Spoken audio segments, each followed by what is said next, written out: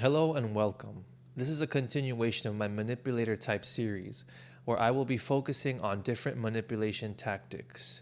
Manipulation is on a spectrum, and there are many ways that we manipulate as human beings. We may use one manipulation type one moment and use two or even three types at the same time. This series is not focused on abuser versus victim.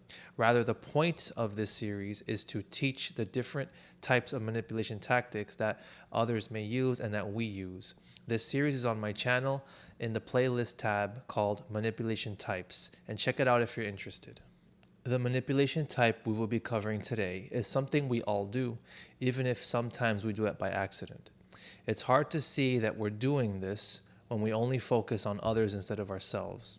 And this may be hard to hear, but it's important for us to understand, because when we understand this, we can take better steps to improve ourselves. But even so, we may use this in a very harsh way. And some people even use this on purpose to help control others and to belittle others. I'm going to go over the blamer manipulator type. And this is someone who seeks to make you seem like you are wrong all the time in order to get their way.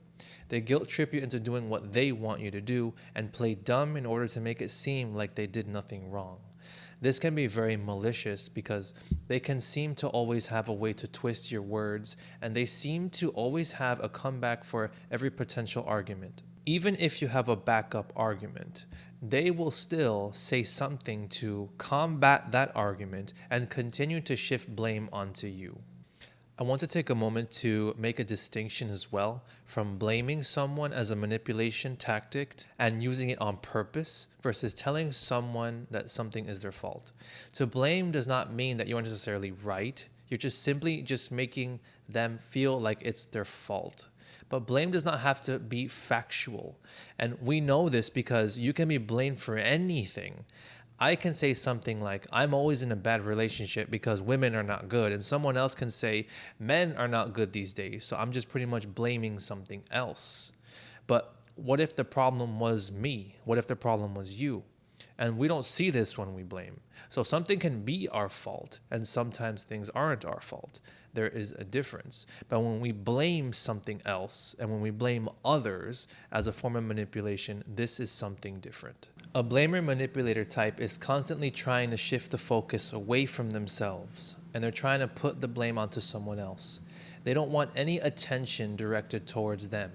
If something is directly their fault, they will always find something or someone to direct that energy towards, or direct that energy to something else. And once again, they take no accountability. Apologizing seems to be a very hard thing to do for blamers, so they will do anything to avoid it, so they don't have to do it. Blaming is often done as a coping mechanism as well, so some people have a hard time accepting that things are their fault sometimes. Guilt is a very hard emotion to handle when it's a very large amount of guilt. So when you feel as though something is your fault and the guilt associated with what you did can eat you up and actually be overwhelming. So rather than deal with the guilt, sometimes we just learn how to blame someone or something else. For example, in a relationship, this one is very common. So one person may blame the other person for starting arguments often. One person says, "You don't listen to me," and the other person says, "You don't listen to me." So there is an impasse. There is nothing that can be done in this situation. So both people can be blaming, so that nothing is accomplished. There is just hurt feelings and discomfort. Both people are blaming the other for not communicating correctly. In the family setting, the mom blames the dad and the dad blames the mom. And then the child is confused. The child doesn't even know who to blame at this point. Another thing that can happen is that the parents blame the child for their misfortune or blames them for something. So an example of this is the parent can say, "If I didn't have my child, my life would be so much easy." Or they tell the child directly, "You cause me to spend money all the time. You're the reason why we don't have any money." So this happens at the same time while the parents are blaming each other as well. Being a child and being blamed is harsh in particular, because if you're a child who has been blamed for everything, then two things happen. You learn to blame yourself for everything that happens, and then you blame others as well. So children have a hard time with blame, and this is because a child is left to process the emotions associated with manipulation and blame, like guilt and shame. So the child then comes up with their own conclusions for everything that happens around them. Children can be made to believe in anything. They're made to believe in Santa Claus. So imagine what they believe when you blame them for things. You tell them something like, everything is your fault. They will easily believe this without question. And then this will follow them into adulthood. In the workplace, blaming looks like this. You have a job to do, and whatever you do, whether it's good or bad, you're always blamed. In the workforce, it's very easy to do this because it can be very competitive. And depending on where you work, you may be threatened and you may be afraid that you're going to be fired if you don't do something right. So you can be replaced at any time. Now, the manager may blame his employees for not performing well, when in reality, it's his fault that he didn't train his employees properly, and this is why they're performing poorly. So his blaming mentality blinds him of what he can do to fix the problem, which is to properly take the time and train his employees and even make them feel comfortable so they can work properly. And then this might actually improve the work performance rather than just blame his employees directly. Blame in any situation blinds you to what you can do. In the example with relationships, if you reach that point where both of you are just getting nowhere and you're blaming each other, what you have to do now is look at what you can do, because there can be something that you can do. Rather than blame the other person, maybe you just need to ask them, what am I doing? Why am I not listening according to you? When you ask these questions, then you can make adjustments, and now you can get somewhere. But remember to do this when both people are calm so you can get a real sincere answer.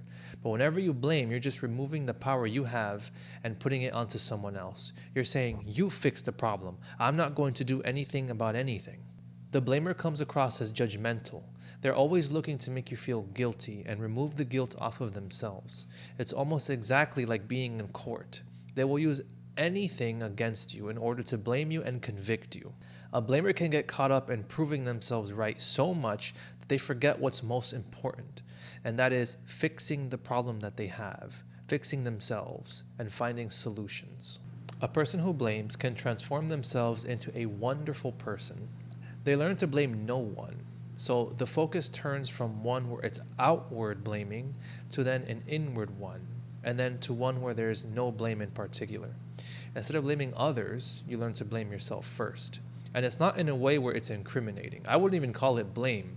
It's more of just an acknowledgement that blaming others takes away from you. You then turn that blame around and start asking yourself questions. Then you find the solutions you're looking for. You realize that there's so much more that you can do, that life is in your hands. You realize that you have been blaming and that was the problem. When you take accountability, that means you have everything in your hands to change your life.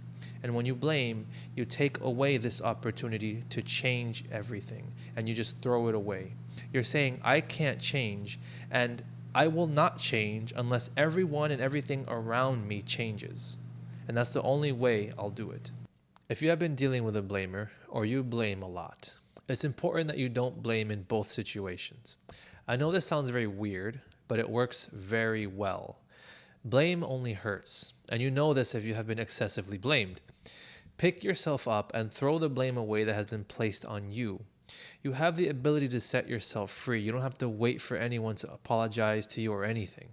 This also applies if you blame. When you stop blaming, you set yourself free, and you're not relying on others to change or waiting for some outside circumstance to change in order for you to do something.